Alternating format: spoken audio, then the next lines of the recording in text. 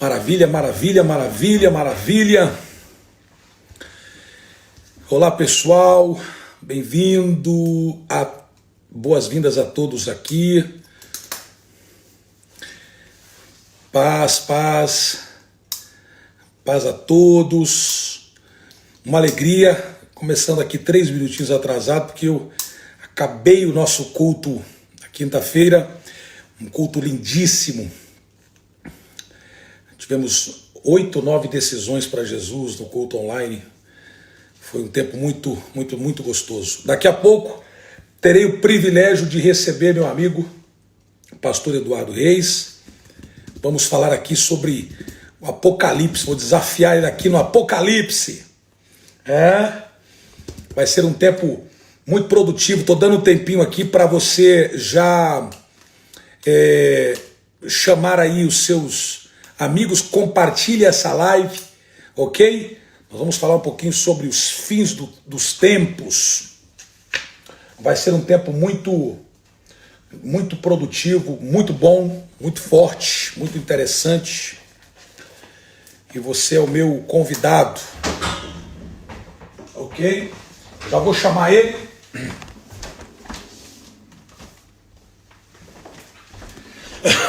Já vou chamá-lo.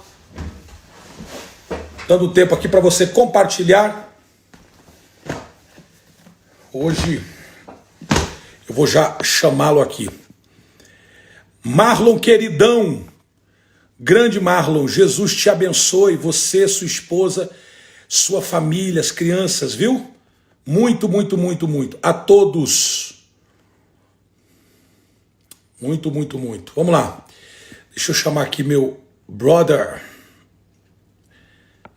Toda vez que eu vou chamar alguém aqui, eu aperto os botões errados. Maravilha.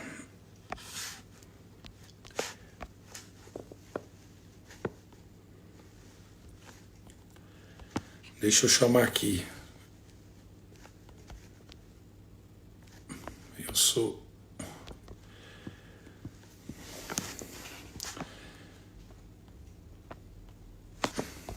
Espera um pouquinho. Meu amigo, você tá por aí? Me dá um sinal? Eu não tô conseguindo te adicionar aqui na live. Deixa eu ver aqui.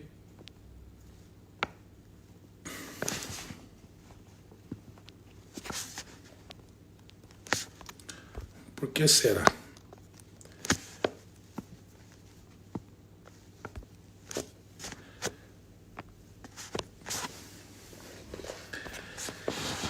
Pessoal, enquanto isso, compartilha aqui a nossa live. Vamos conversar aqui com o pastor Eduardo. Aqui. Muito bem. Maravilha. Eu vou ficar bom. Até o final dessa quarentena eu fico bom nesse negócio de apertar esses botões aqui. Oh, my brother! Tudo bem, pastorzão? Que alegria te receber aqui. Hoje não na minha casa, porque eu vim para o prédio para fazer o culto, mas te receber aqui na minha sala. Que alegria, tudo bem por aí? Alegria minha, tudo bem, graças a Deus, estamos bem, Que felizes aqui com o que Deus está fazendo, está muito bem. Que coisa boa. Fale para mim um pouquinho sobre essa escola incrível que você está fazendo. Inclusive, nesse tempo de quarentena, você tem produzido muitíssimo e fale do seu livro também. Ok. Eu tenho a Escola do Reino Club, para quem não conhece, é um clube de assinatura, onde a pessoa paga uma taxa lá de R$ 49,90 por mês, e ele tem acesso a todo o conteúdo que eu produzi nos últimos 3 anos. Mais de 200 horas de conteúdo lá, para as pessoas, tanto eu como os meus amigos. E aí eu resolvi fazer um desafio nesses dias, para todos os alunos do clube.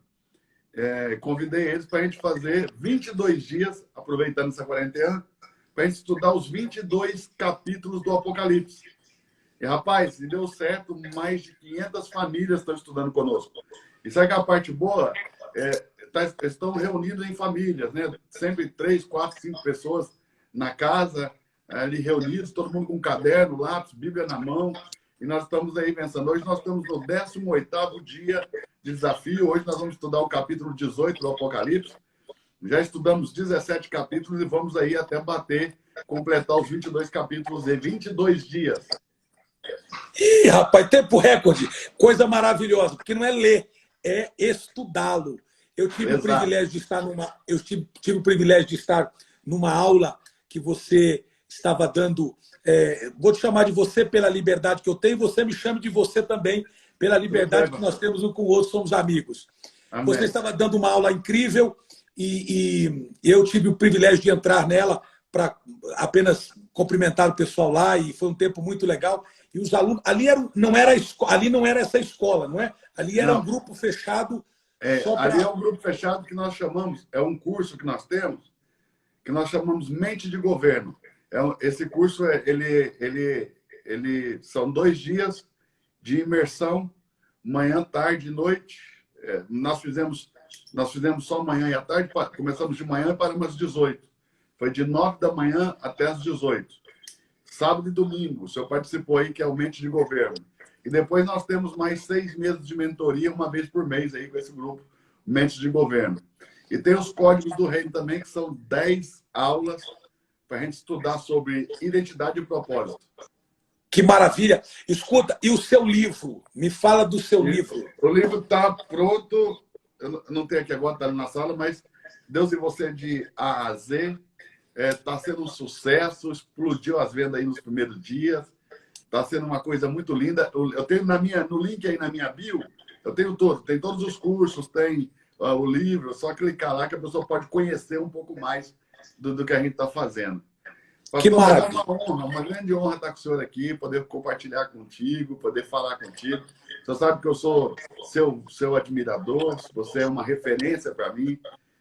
Pelo seu ministério, por tudo aquilo que você tem construído, por tudo aquilo que Deus tem te usado para fazer. E para falar, você é uma voz profética sobre a nossa nação, eu reconheço. E é uma honra para mim estar com você aqui. Como que estão as coisas aí na Europa? Como está em Londres? Aqui estamos todos bem. Claro, apesar dos pesares, estamos lutando, mas crendo em dias melhores e crendo que isso é um grande sinal de Deus também. Tem chacoalhado muito.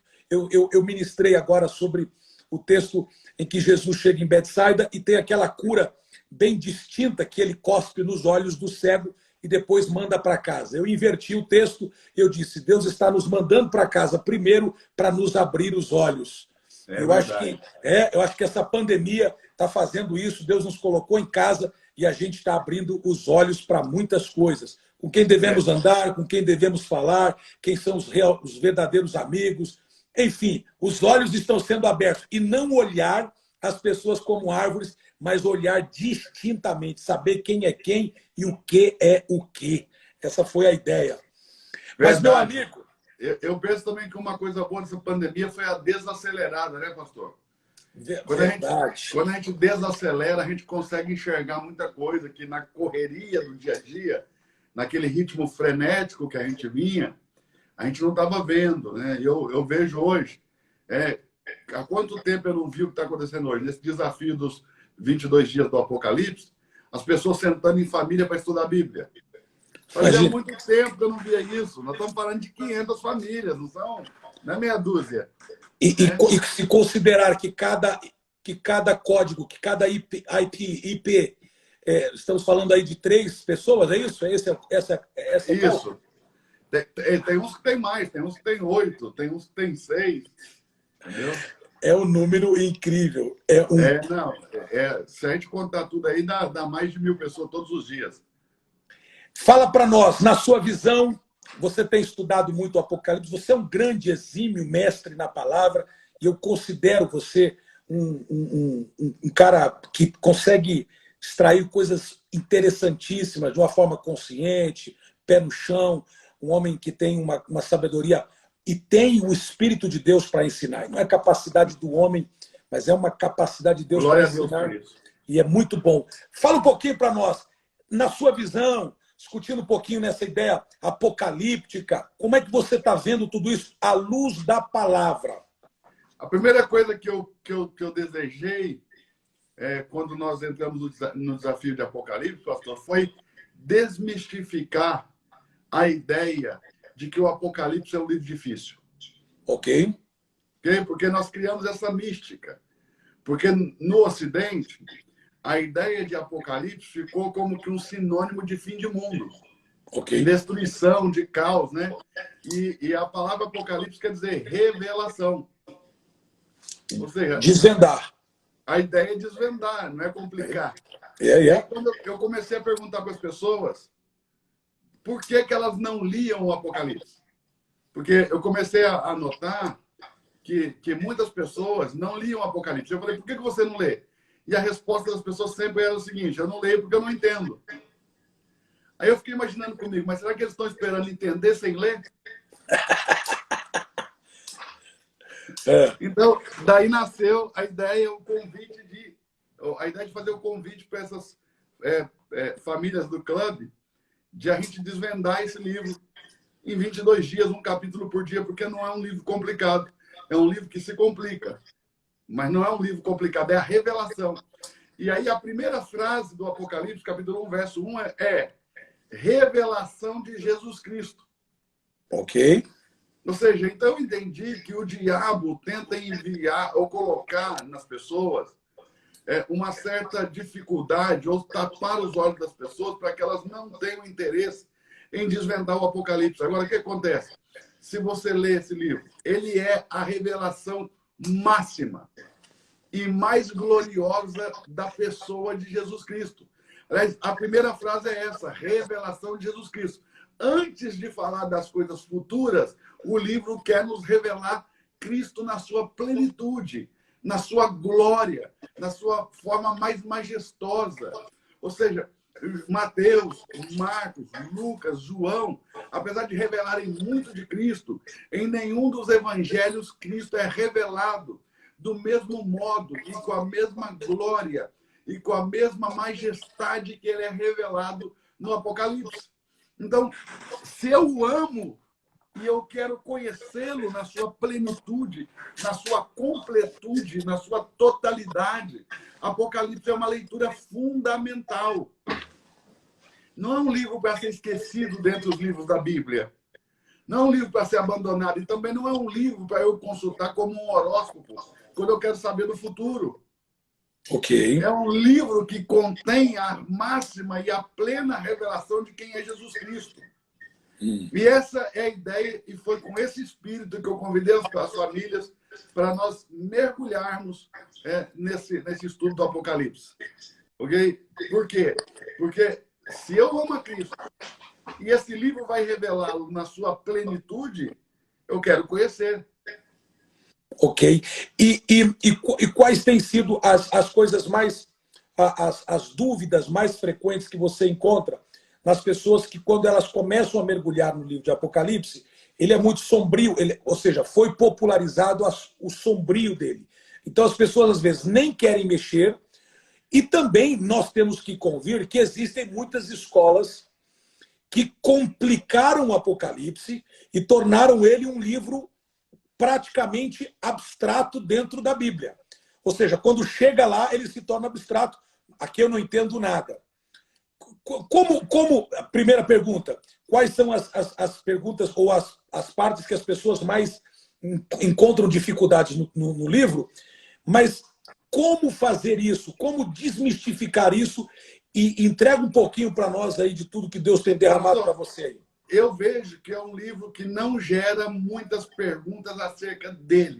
As pessoas têm muitas perguntas acerca da teologia do Apocalipse e não do conteúdo em si do Apocalipse. E a reação das pessoas quando começam a ler, principalmente acompanhadas por um mestre, porque eu costumo dizer o seguinte, não existe um mestre sem livros. Todos os mestres foram formados por livros. Mas livros não substituem mestres. Ok. Uma coisa é você fazer uma leitura sozinho, outra coisa é você fazer uma leitura acompanhada de quem ensina. Ok? E eu vejo que a surpresa das pessoas é o fato delas compreenderem. Essa é a primeira surpresa que elas têm, que elas entendem. E foi plantado no coração delas a ideia que elas não seriam capazes de compreender. Uau. E quando elas compreendem que o livro está revelando a Cristo, ok? na sua plenitude. E está revelando o plano de Deus que estava oculto, que era um mistério, ok? E que esse plano vai ser... Apocalipse é a consumação de todo o plano de Deus. E a revelação desse plano da vontade de Deus. Então, quando as pessoas começam elas levam um choque quando elas veem nas primeiras páginas do Apocalipse que elas estão compreendendo a mensagem. Os primeiros 5 capítulos são maravilhosos, porque a pessoa entende que ela está compreendendo. Ela entende o cuidado do Senhor Jesus com o seu testemunho, o cuidado do Senhor Jesus com a igreja, que o Senhor Jesus caminha em meio à igreja durante toda a história da igreja, nessa era que nós vivemos, nós chamamos a era da igreja. Nós vivemos a era da igreja e com a volta do Senhor Jesus nós vamos viver a era do reino.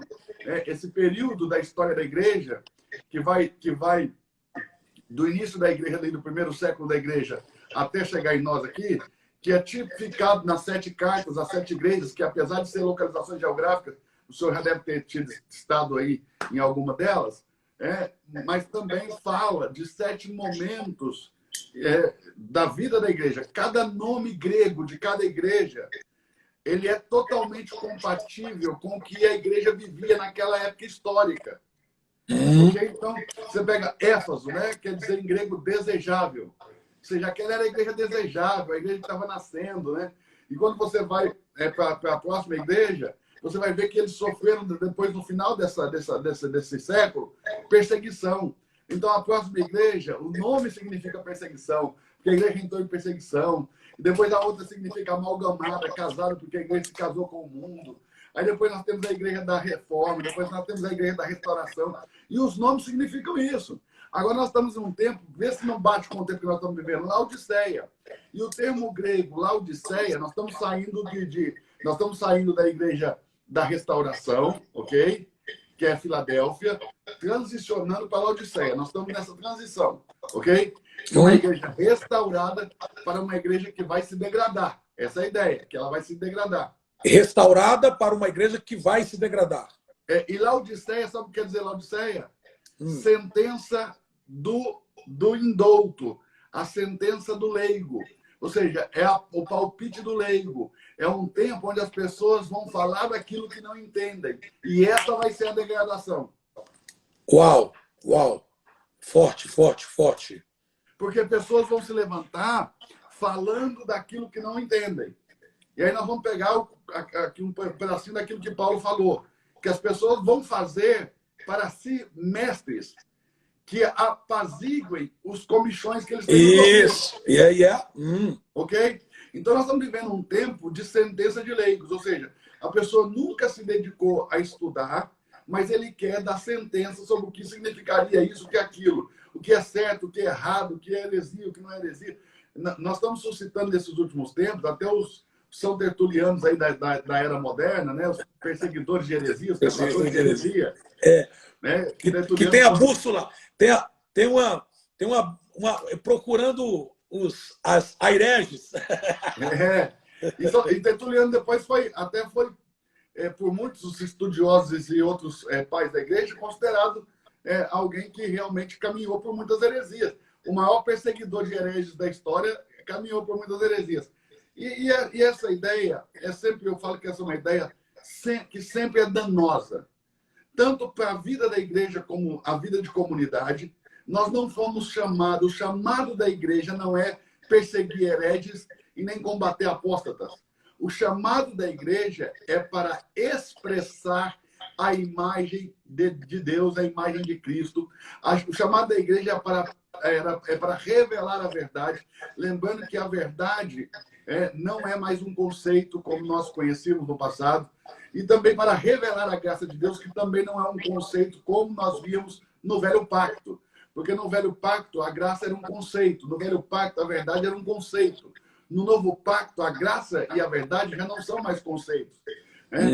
Tem um filósofo aí europeu, da Espanha, aí, um espanhol chamado Julián Marias. Ele escreveu um livro, Introdução à Filosofia, e ele fala de conceitos diferentes da verdade. Que a verdade é uma para o grego, ela é outra para o hebreu, ela é outra para o latino. E ele vai dando exemplos de como a verdade tem um conceito diferente para cada povo. E ele diz o seguinte: o que é verdade para um hebreu? Verdade para um hebreu é a cópia fiel de um texto. Quando você copia errado, aquilo é mentira. Ok? Uhum. O que é a verdade para o grego? Ou seja, para o grego, o original é a verdade e a cópia é a mentira. Então, todo tipo é a verdade, né? Todo tipo é a mentira, todo antítipo é a verdade. Ok. Ok? O que é a verdade para o latino? Para o latino, a verdade é o contrário da mentira. Se não é mentira, é verdade. Se não é verdade, é mentira. Ok? E o que é a verdade para o Novo Testamento? O que é a verdade para o Novo Pacto? Para o Novo Pacto, a verdade não é um conceito, é uma pessoa. Yes. Por isso que o texto vai dizer: conhecereis a verdade, não aprendereis. Se fosse um conceito, você aprenderia, mas pessoas se conhecem. Ó, Conhecereis a verdade e a verdade te libertará. E em seguida vai dizer: se o Filho vos libertar, verdadeiramente sereis livres, mostrando que o Filho, ele é a verdade. E a verdade precisa ser conhecida. A libertação passa pelo relacionamento com Cristo. As pessoas querem ser livres, mas não querem se relacionar com a única ferramenta no planeta, no universo, capaz de produzir verdadeira libertação, que é o quê? O relacionamento com a verdade, que é Cristo Jesus. Por isso o texto vai dizer: conhecereis a verdade e a verdade vos libertará. No Velho Pacto, a graça era um conceito. Eu tinha um professor no seminário, pastor Jacques, que ele dizia assim, sempre o seguinte: ele dizia assim, ó, graça é o seguinte, vocês querem entender a graça no Velho Pacto? Nós falamos: queremos. Então, no Velho Pacto, a graça se resume nisso aqui: graça é tudo dado por nada a alguém que nada merece. Então, ele dizia sempre isso: graça é tudo dado por nada a alguém que nada merece, ok? Mas no Novo Pacto, a graça não é um conceito. No Novo Pacto, a graça é uma pessoa. Olha como está escrito: não há um outro caminho a não ser Jesus Cristo. E Jesus disse: eu sou o caminho, a verdade e a vida. O artigo definido no singular masculino. Não existe outro caminho. Aliás, se escreve dele o seguinte: não existe outro mediador entre Deus e os homens a não ser Cristo Jesus, homem. Ou seja, não há outro tipo de mediação. Mas Paulo escreve na carta aos Efésios, no capítulo 2, pela graça sois salvos. Ou a graça é Cristo, ou existem duas maneiras de ser salvos.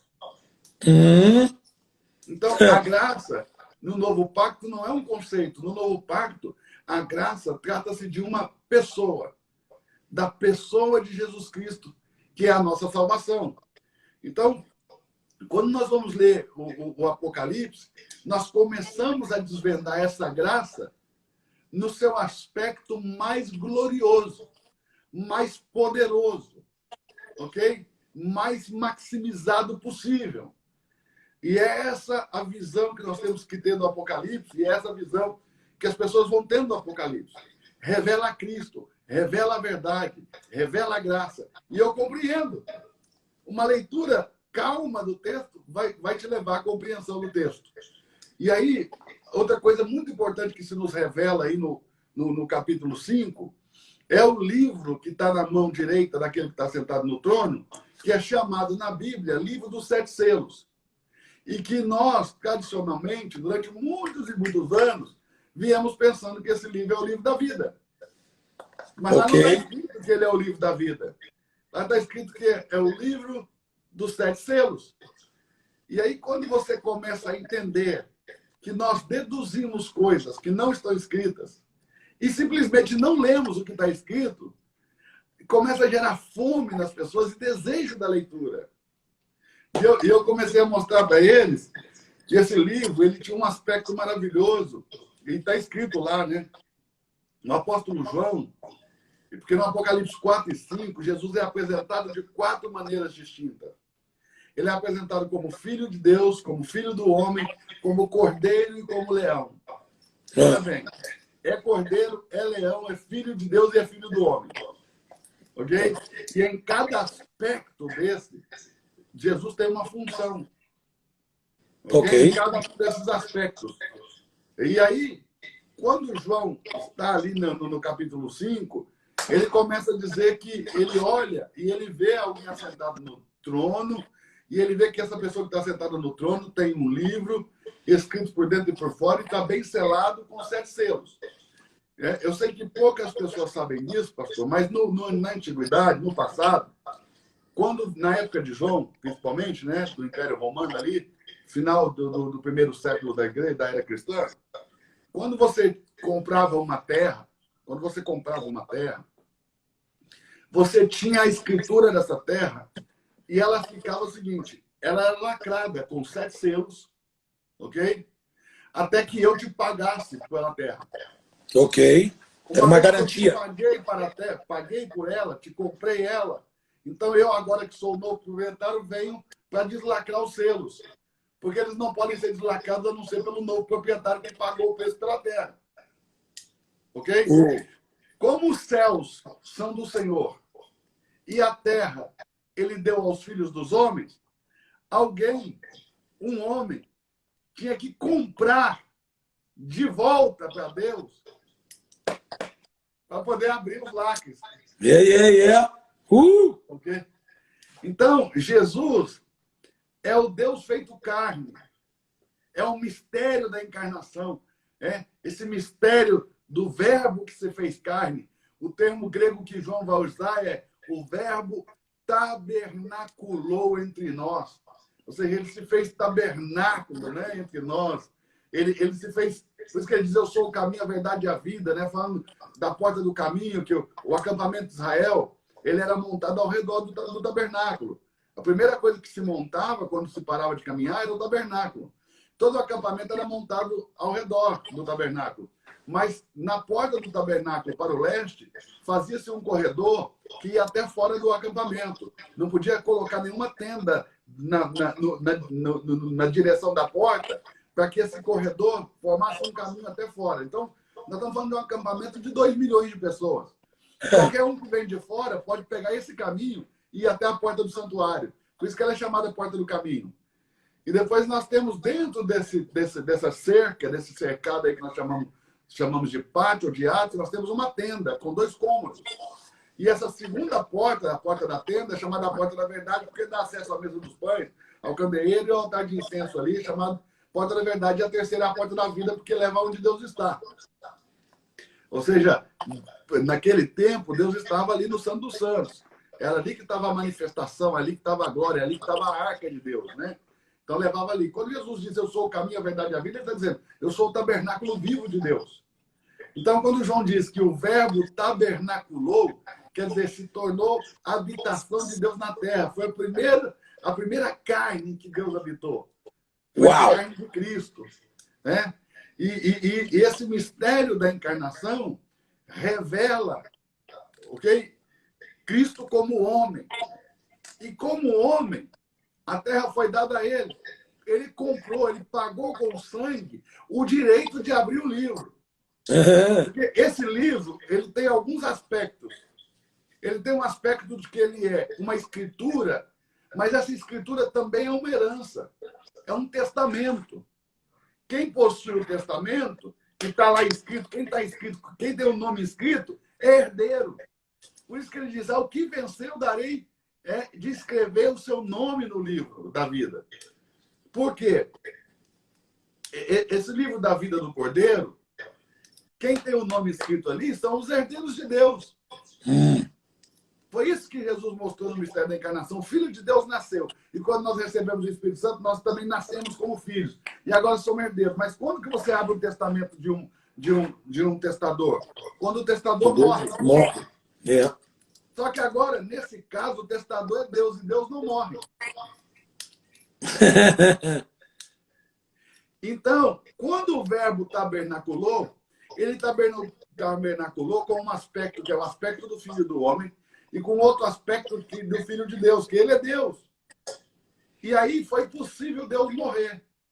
E só depois que Deus morreu na terra, é que foi possível abrir o testamento. Então, João, olha a conversa de João. João dizia assim, ó, e eu chorava muito. Porque era importante que se abrisse os selos do livro. Mas ninguém foi achado digno. Só Cristo é digno. Yes. E João fala assim, ó, ninguém foi achado digno. E olha o que ele disse, eu olhei, nem no céu, nem na terra, nem debaixo da terra. Ninguém podia abrir o livro, nem o ler, nem sequer olhar para o livro. Então veio um dos anciãos e disse assim, ó, João, não chore. Não chore. Eis aqui o leão da tribo de Judá. A raiz de Davi, que venceu para abrir o livro e desatar os seus selos. Porque ele Yes. foi morto. Olha o motivo. Olha por que ele vai abrir. Porque ele foi Ele morto. foi morto. E com o seu sangue comprou. Se ele Acabou. comprou, ele pode abrir. Ele é o dono. Ah, é E aí, poderoso. a Bíblia, no Apocalipse capítulo 5, diz que João olha. E quando ele olha, ele vê no meio do trono e entre os animais, ele vê um cordeiro. O que o ancião diz é, eis aqui o leão. Quando João olha, ele diz, eu vejo um cordeiro. Parece que foi morto, mas está aqui. Então, ele vê um cordeiro, esse parece que foi morto, no grego, a palavra quer dizer assim, ó, que acabou de ser degolado. Ok. Então, o que João diz é, eu estou vendo um cordeiro que acabou de ser degolado. Uau. Ok? Então, ele tem dois aspectos aí. O cordeiro, que pelo seu sangue nos redimiu dos nossos pecados, e o leão que venceu Satanás. Uau. Uau. Então, são dois aspectos, entendeu? Ele é o filho do homem que comprou com o seu sangue de volta para Deus os de toda a tribo, língua, povo e nação. Ok? Ok. E ele é o filho de Deus. Ou seja, ele é Deus encarnado que morre para dar direito de que os seus herdeiros possam abrir o testamento.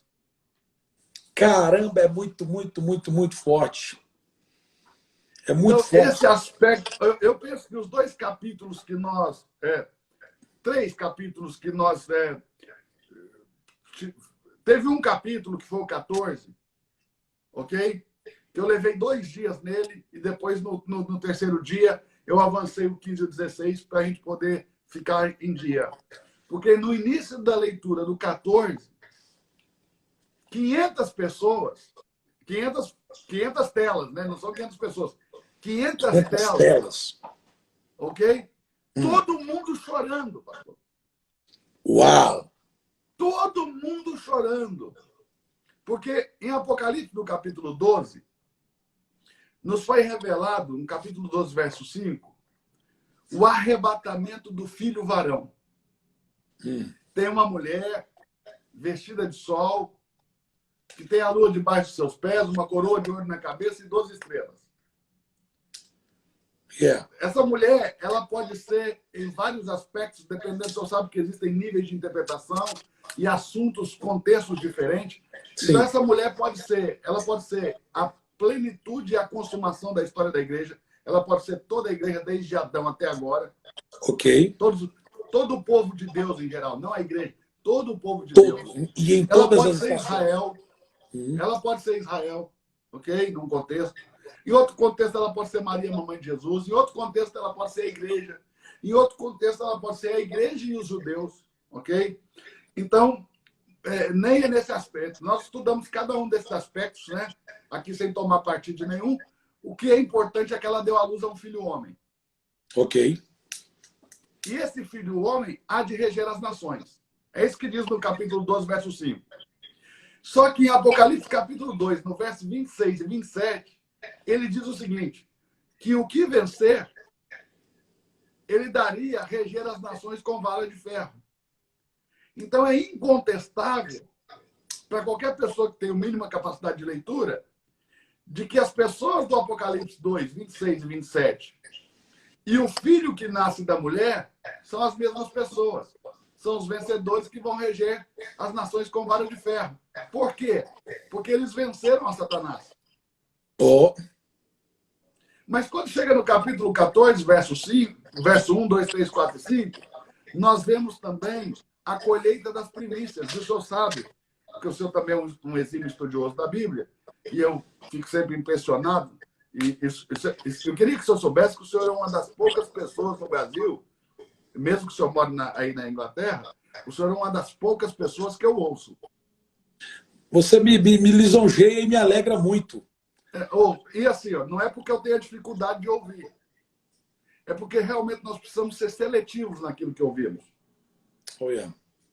Então, o senhor é uma das pessoas que eu ouço. Ouço muito, graças a Deus. E olhe bem, Nesse aspecto, quando nós chegamos ali, o senhor sabe disso, que quando você tem uma colheita, no Antigo Testamento, lá em Êxodo, é explicado isso, em Levítico também, antes de você começar a colheita da messe, antes de você colher a seara, você precisa tirar o molho das primícias. Isso. Em Apocalipse, no capítulo 15, vai dizer que Cristo é a primícia. Ok, Só que a primícia ela não é um ramo, pastor. Segundo Êxodo e segundo Levítico, a primícia é um molho, é um feixe. Ok. Por isso que Jesus, quando ressuscita, não ressuscita sozinho, porque é um molho, é um feixe.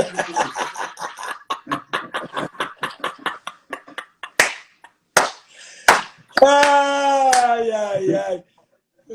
Eu ficaria aqui 10 horas. Vai, continua. E Apocalipse, capítulo 14, também vai mostrar a igreja nesse aspecto de primícias. Não toda a igreja. Uma parte da igreja vai ser a lavoura. E outra parte da igreja vai ser a primícia tirada da lavoura. Qual que é a diferença? A diferença Repete. Uma parte da igreja vai ser a lavoura, a messe, a seara. A seara. E outra parte da igreja vai ser tirada dessa seara como primícia para Deus. Ok. Entendi. Qual é a diferença? É que a primícia, segundo o que está escrito em Êxodo e Levítico, era tirada e ser levada para...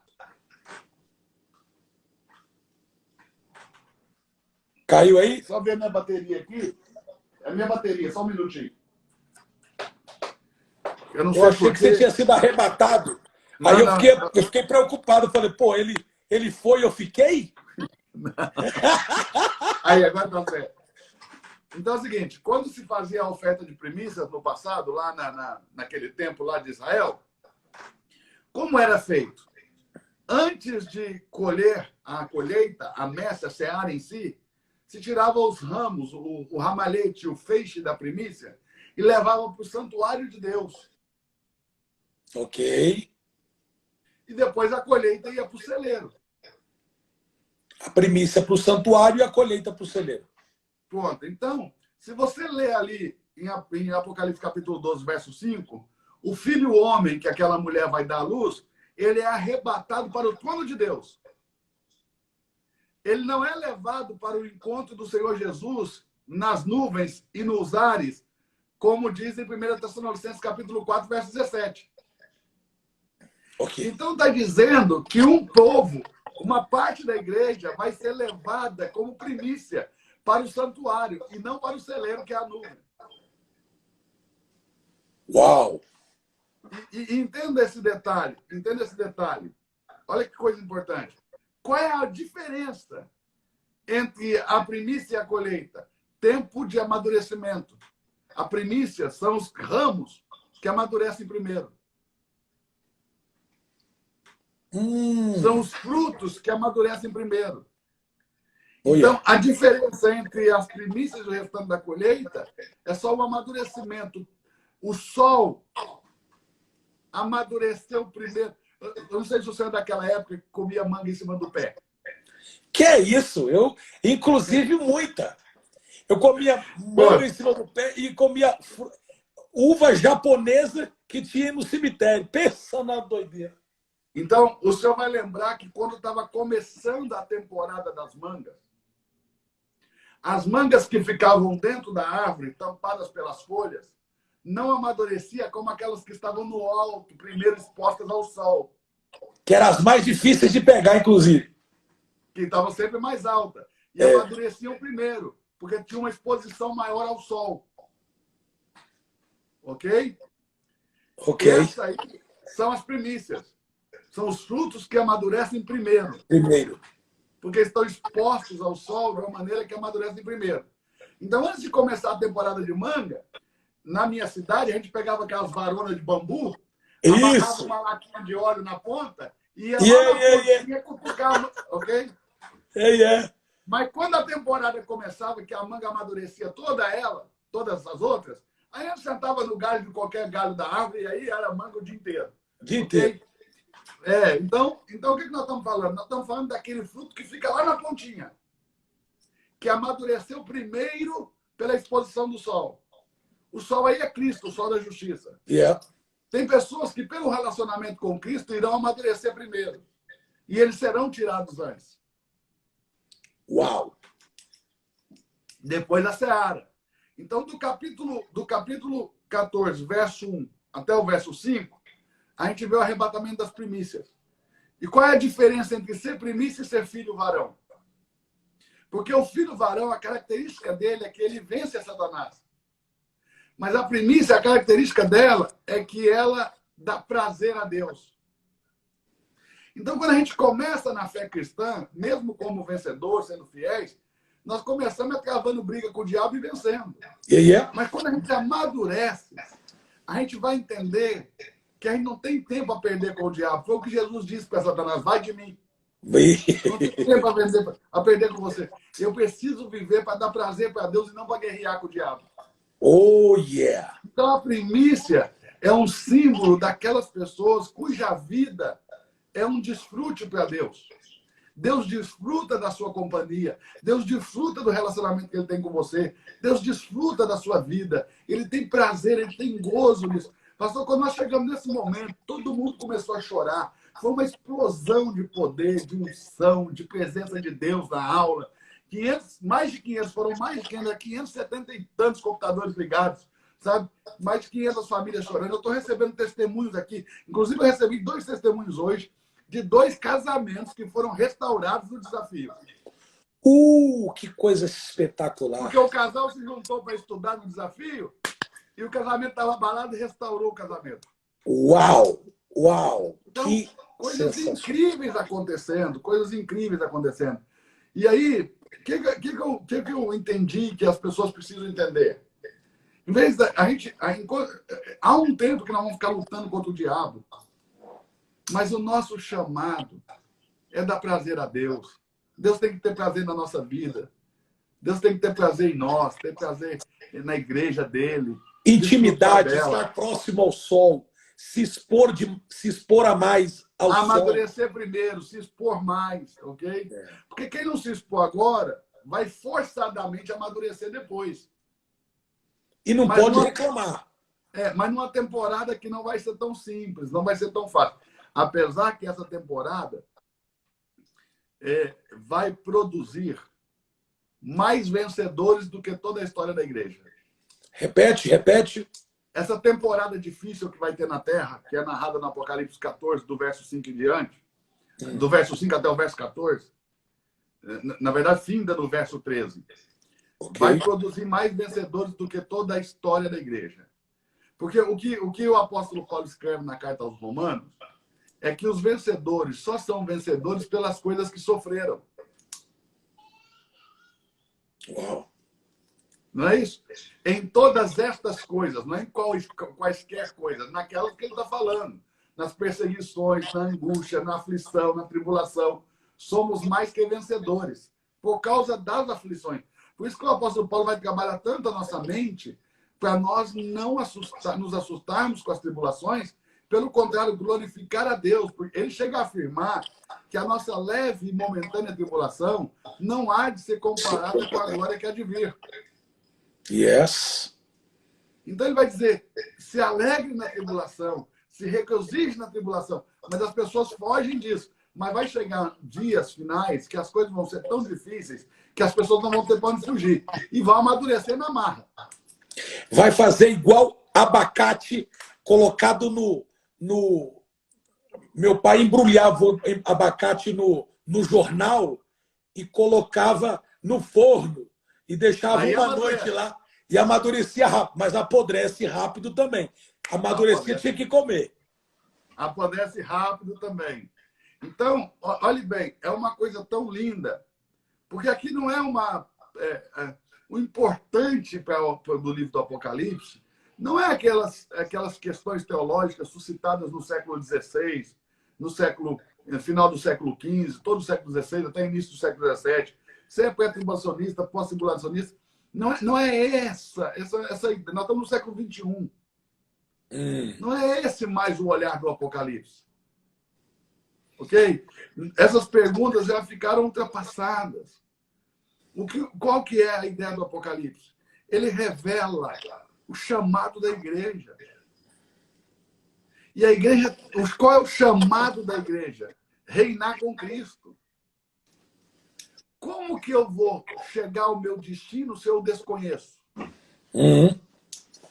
Como eu vou ter uma herança se eu ainda não aceitei minha nova identidade como filho de Deus? Então, o Apocalipse vai trabalhar muito a nossa identidade em Deus. E ele vai trabalhar muito a visão clara do nosso destino. Uau! Uau! Isso é aí, então, vem essas coisinhas, ok? Para tirar da gente o foco da essência do livro. Dá a impressão, às vezes, que algumas escolas... Eu sou formado pela Presbiteriana, aqui eu não vou entrar em aspecto denominacional e nem contexto histórico de cada igreja e tal, mas dá a impressão, que não é o caso da escola que eu sou formado, mas dá a impressão que hoje existem os aspas, terroristas do Apocalipse. Eles aterrorizaram tanto o ambiente que Apocalipse se tornou uma coisa até... gera pânico nas pessoas. E pela também a má interpretação, a usurpação até da inteligência de alguns, que acaba provocando essa hostilidade. Eu vejo gente se golpeando. Eu falo muito aqui na igreja, eu falo muito no meu ministério, que uma área que eu não sei muito, eu trago alguém que eu respeite e que saiba. Porque a igreja é esse corpo, né? Essa corpo. Eu não sou obrigado a saber tudo. Aquilo que eu não sei e respeito quem sabe, quem saiba, eu trago e digo, gente, escute esse, porque esse cara é o tipo do cara que eu escuto e sei, aprendo com eles e tal. Só que eu vejo que tem... Essa é uma atitude de uma nobreza ímpar. Ímpar. E só sabe que pouca gente consegue isso aí. Eu falo isso, eu estou aqui há quase 18 anos, eu bato nessa tecla sempre. Por quê? Porque eu acho que é importante a igreja crescer uniforme, ou seja, crescer em todas as áreas sem terror. E eu tenho muita dificuldade, às vezes, em ter certos entendimentos, porque eu vejo muita gente aterrorizando através do Apocalipse, criando um terror, eu acho que desnecessário. É muito apaixonante a forma em que você está ensinando, e é maravilhoso, é maravilhoso. Essas mais de 500 famílias estão apaixonadas pelo Apocalipse. E nós estamos estudando em marcha 1. Ok? Por quê? Dá para chegar até a 7ª nessa corrida aí. Dá para acelerar até passar a 7ª marcha. Mas como nós estamos com 500 famílias, de igrejas diferentes, denominações diferentes, de cultura diferente de igreja, com capacidade diferente de conhecimento bíblico, nós estamos tentando fazer o quê? Dar uma nivelada e ser claro, ok?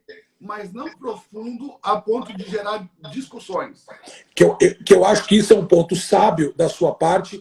Por quê? Porque muitas pessoas querem aprender o Apocalipse, ou seja, em qualquer linha teológica, aprender o Apocalipse não para compreendê-lo, e sim para levar questões para, às vezes, um pastor desfavorecido na área, às vezes para um líder que tem pouca informação, e criar, então, uma desavença teológica.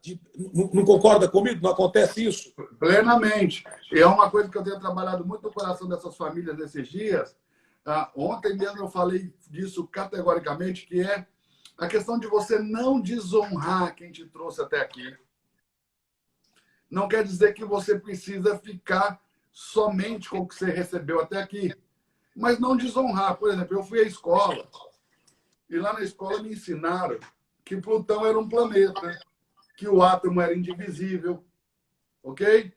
Hoje eu sei que Plutão não é um planeta e que os átomos são possíveis de ser divididos, aliás, foram divididos em nêutrons, prótons, elétrons, chegaram na antimatéria já. Ok? Quem me ensinou essas coisas não mentiu para mim. E quem descobriu essas coisas não mentiu para a humanidade. Naquele momento, o conhecimento só chegava até ali. Yes. Ok?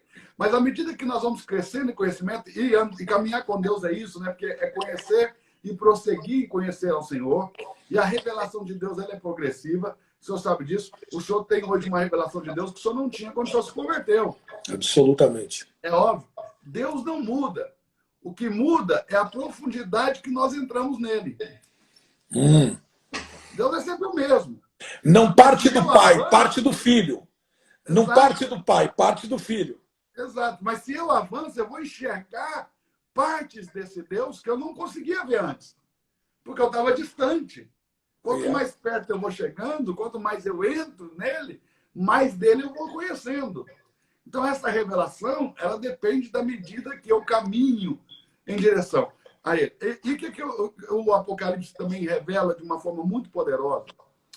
É o plano de Deus. Ontem eu estava com o Sair Akel, um amigo da Argentina. Nós estávamos falando no grupo de aula, que eu tenho os códigos do reino aqui no nosso Zoom. E nós estamos falando de uma coisa. A revelação de João e a revelação de Moisés mostra essa progressividade. João 1, verso 1 e Gênesis 1, verso 1, tem um paralelo muito forte.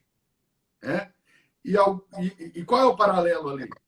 É que tanto em João 1 como em Gênesis 1, verso 1, e João 1, verso 1, as frases começam com no princípio. Ok.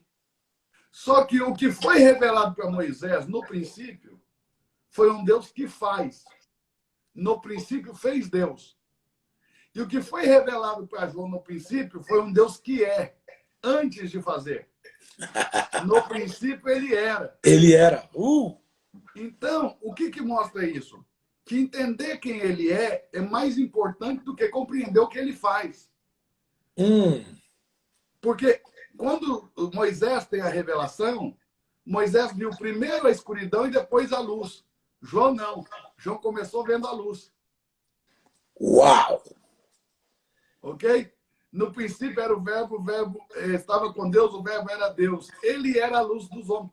Então, João começa na luz. Moisés começa nas trevas para a luz. E havia trevas. E disse Deus, haja luz. Então, Moisés foi das trevas para a luz. João já começa na luz. E quando você começa na luz, você entende que mais importante do que aquele que faz é aquele que é. Nós nos aprendemos a relacionar com o Deus de Moisés, com o Deus que faz coisas para nós. E pouco nos relacionamos com o Deus de João, um Deus que é. Uau. Não interessa o que ele faz, e mais importante é o que ele é do que o que ele faz. Violentíssimo isso aí. Violentíssimo. Só isso aí dá uma matéria. Só isso aí dá uma matéria. É verdade. Uau, que maravilha, que maravilha. E esse tempo de Apocalipse, eu chamei esse desafio fim dos tempos. Para atrair as pessoas, porque eu sei que as pessoas, se vocês já vamos estudar o Apocalipse, e esse paradigma que se criou na cabeça ia impedi-los de vir. Mas vamos saber dos fins dos tempos, todo mundo quer vir. Quando eles chegaram, eu falei, igual vamos descomplicar o Apocalipse. Eu li a primeira frase, está aqui, ó, a primeira frase do livro do Apocalipse, Apocalipse capítulo 1. Vou ler a primeira frase. Eu vou ler aqui com o senhor, só para quem está nos assistindo aí, poder ver isso aqui, porque às vezes nós esquecemos disso, né? A gente lê tão rápido, às vezes, ou lê tanto, que acaba esquecendo desse detalhe. A primeira frase, revelação de Jesus Cristo. Desvelamento. Então, antes de qualquer outra coisa, o objetivo do Apocalipse é revelar Cristo na sua plenitude. Você pode ver que aqui nesse primeiro capítulo não vai se falar de fim de mundo. Vai se falar dele. Do seu aspecto, do seu testemunho. Vai mostrar ele andando entre os candelabros, né? Aqui, se você ver aqui no capítulo 2, né? Verso 1, no capítulo 2, verso 1, vai falar que ele anda no meio dos candeleiros. Ok? E no capítulo 1, verso 20, vai dizer que os candeeiros são as 7 igrejas. Então, olha o que está revelando o capítulo 1. O cuidado de Cristo com a sua igreja. Ele está no meio dela. Ele que cuida dela. E Ele o anjo caminha da no meio igreja, dela. e as estrelas, ele tem 7 estrelas, ok? E anda no meio dos 7 candeeiros. Ele tem na mão direita 7 estrelas. E anda no meio dos 7 candeeiros de ouro. Se ler Apocalipse capítulo 2, verso 1, vai dizer assim. Ok? As sete candeeiros são as 7 igrejas. Ele está no meio delas, ele está cuidando delas. Mas as 7 estrelas, vai dizer o capítulo 1, verso 20, que são 7 anjos das 7 igrejas. Então é assim, ó.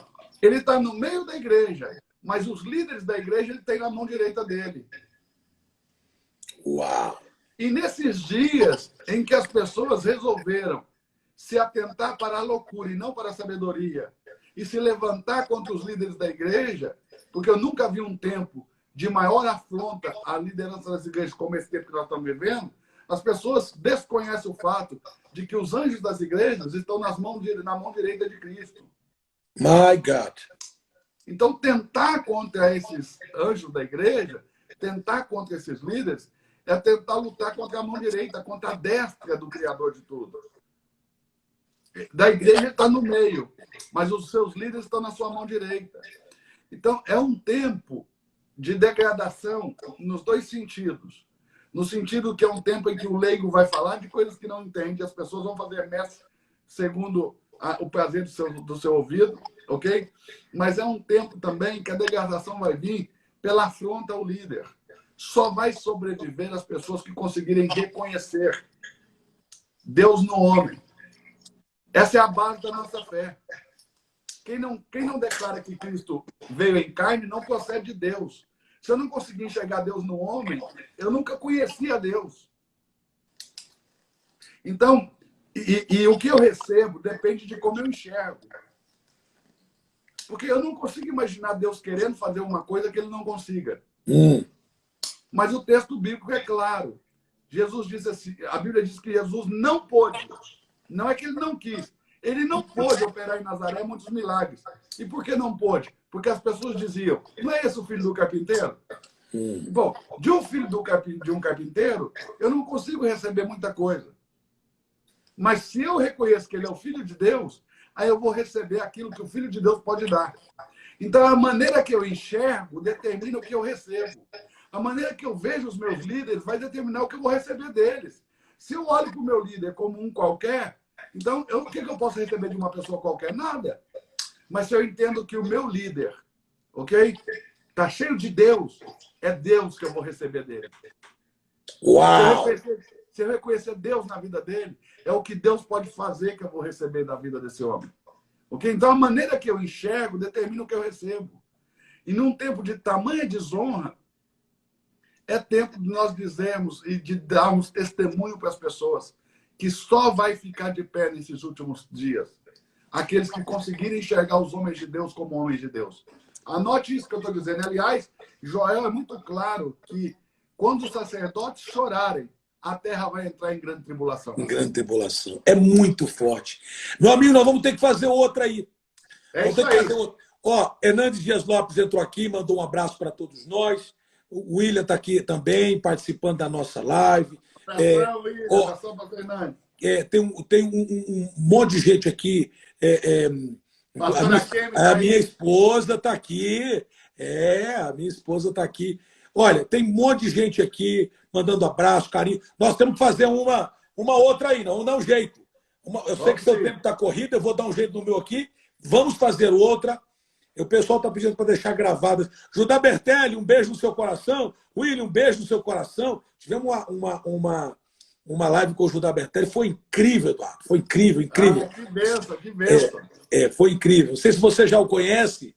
Conheço, meu amigo, rapaz. Foi um negócio... A primeira vez que eu encontrei com ele, lá no Mato Grosso do Sul, em Dourados, lá na cidade de Dourados, eu já fui impactado com a revelação da parte de Deus por meio dele. Já. Ele fez lá, me pegou no colo, fez um ato profético, fez uma oração por mim e revelou algo que eu vou falar uma coisa para você. Só Deus sabia daquilo. Não, aqui na semana aqui também foi. Homem de Deus. Não tem como ser outro. Sou admirador. Coisa linda, coisa boa. Meu amigo, nossa live está acabando. Um beijo no seu coração. Saudações à família. Bom, nós temos certeza que vamos ter outro tempo juntos. Vamos orar para essa pandemia acabar logo para eu te receber aqui. Um beijo no seu coração. Valeu, fica com Deus. Valeu, valeu. Deus abençoe. A todos um grande abraço. Deus abençoe.